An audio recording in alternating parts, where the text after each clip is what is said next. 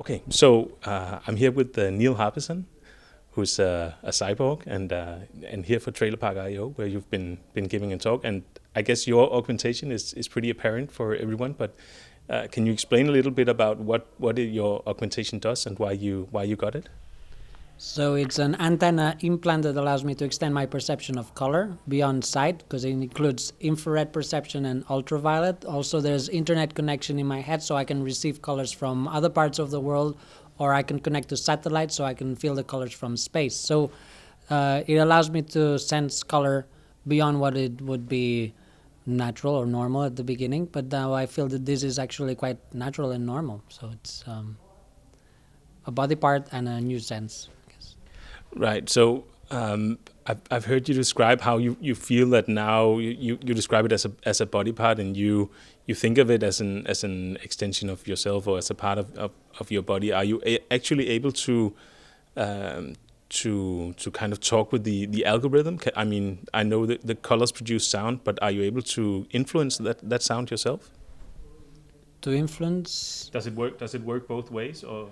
Yeah, and also it creates, so I can hear three different colors, and then my brain creates a chord, so I can hear a chord created by the brain. Or also, if I hear sound, I can also feel color. So if I listen to music, I feel colors. So it's a sense that um, unites both color and sound, but it's also it's a vibration that becomes a sound. So it's a separate sense to me. And um, would it be possible for you to, so now you're interpreting the what we are interpreting as colors, you're hearing as sounds. Would it be possible to do the same thing with shapes, for example? I mean, would that be a feasible scenario? Would it make sense even? Yeah, you can do anything. I just chose to perceive color, but if you want to perceive anything else, then you can also create a different chip, and the same system would allow you to sense something else. So it could be distances, it could be I don't know, words, it could be energy, it could be warmth, it could be anything that you can't sense. It could be sensed through an antenna. Could even be dangerous smells. We can't smell much if you compare yourself with a rat, for example, or a dog. So it could allow you to extend your sense of smell. Anything really. But I'm using it just for color. Yeah. And the reason you got the augmentation in the first place, what was that? Well, I was born completely colorblind, so I was always obsessed with color, and I wanted to sense color. And then I started this project with Adam Montandon in 2003 in England, and then I decided it would be a body part because I didn't want to wear technology. I wanted to become technology. So then hearing color allowed me to detect the colors that I couldn't see, but then this became normal, and I wanted to perceive infrared and ultraviolet. And then after that, I decided to include internet so that I could receive colors from other places and then connect to space. So it keeps evolving. The first reason was color, but now it's beyond that. It's now using the internet as a sense right now. So you felt a definite need to get the implant because of your condition. Would you still, if you know what you know today, would you still have gotten like these extra senses like ultraviolet and internet connection? Would you still have gotten those even though you had normal vision from birth?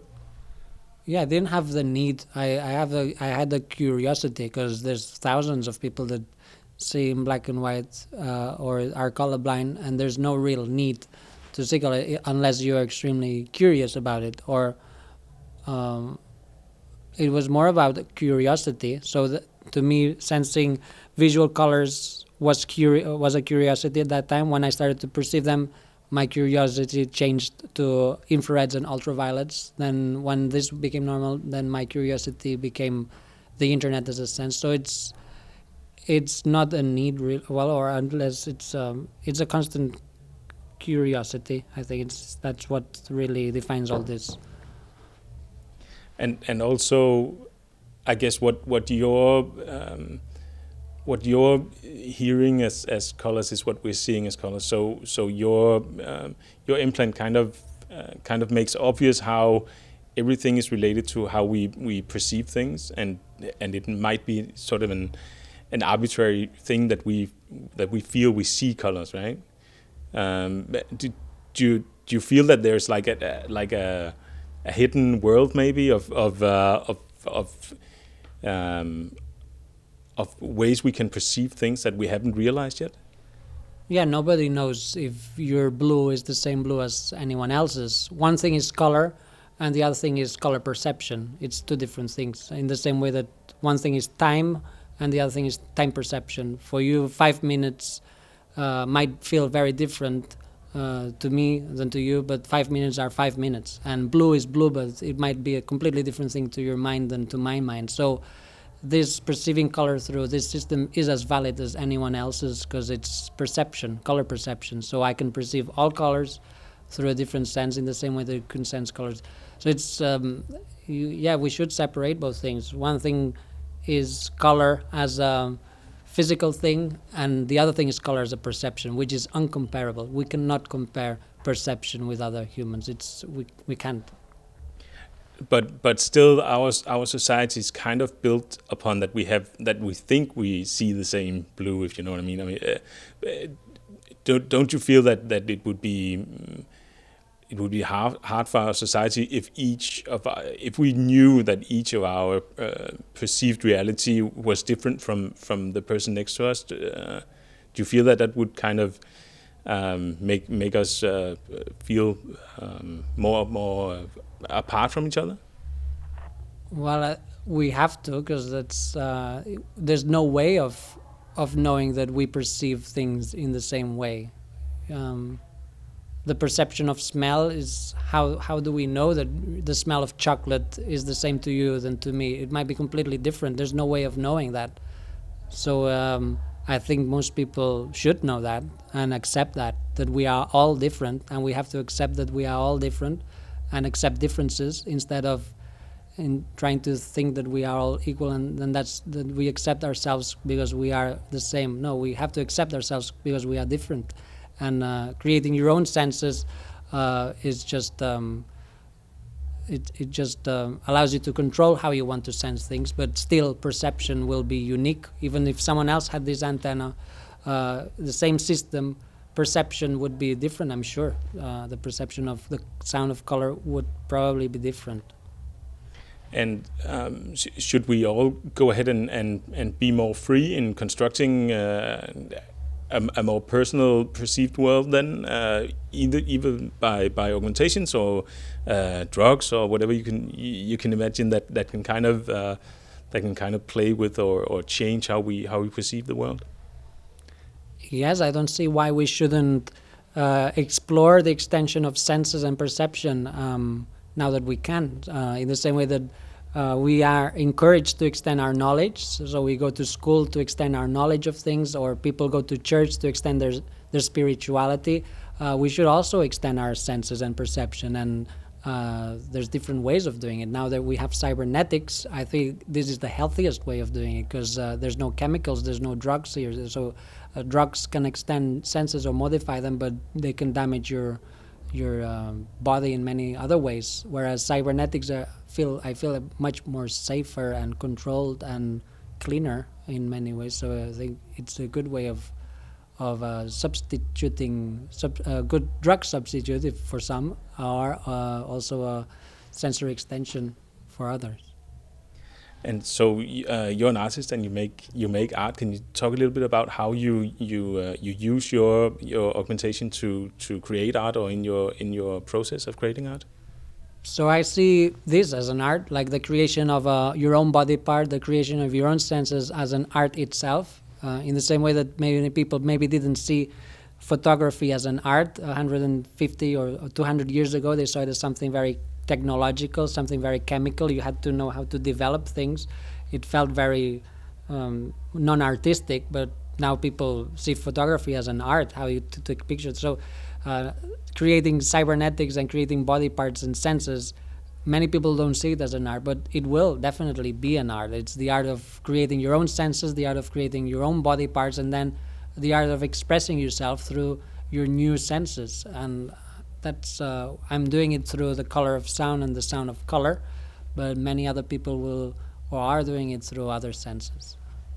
So more than anything, it's the entire project that is an ongoing kind of artistic sort of search or experience that keeps evolving and keeps growing. Is that correct?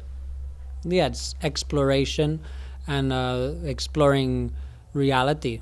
It's not creating a virtual reality. In this case, it's extending the perception of reality. It's there's lots of things that we can sense. So through technology, we can extend our perception and sense all these elements that surround us.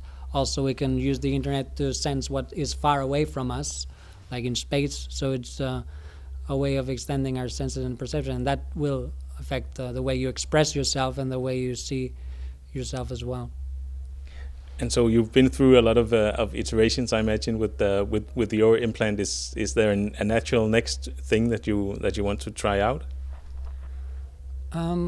Physically, as the use of blood circulation to charge the chip. So it's having a small turbine in the blood vessel that would charge the chip permanently. So the aim is body energy should be the one that charges the new body parts or senses, not external energy. And then as a sense, it's the having both stereo perception, one space connection and the other one is Earth. So I would have two channels, one that allows me to sense the colors from space and the other one from Earth. And how close are you to realizing this next part of the project? Well, I'm already training my brain to perceive the colors from space. So when my brain gets used to it, then I'll try it permanently and see how long I can live with it, because it might be too overwhelming, because that means I would have colors at night as well. So whenever I sleep, I would hear the colors from space, because space never stops. So in Earth, we turn off the lights at night, but in space, there's always color. And the internal power, the turbine thing, is that a technological thing that's possible? Yes, there's already people using blood to charge small things. So there's a lot of research being done, and I don't see it as something too far away from now. Yeah. Okay, thank you so much for your time. You're It was a pleasure. Thank you. Thank you.